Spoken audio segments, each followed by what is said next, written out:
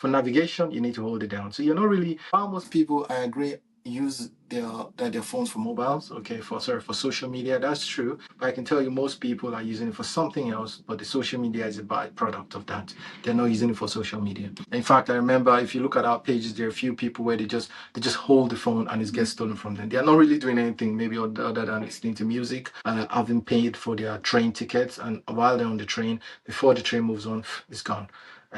So guys, please be careful on that one. But the idea, I think, just to push the fact that we use our phones a lot for social media.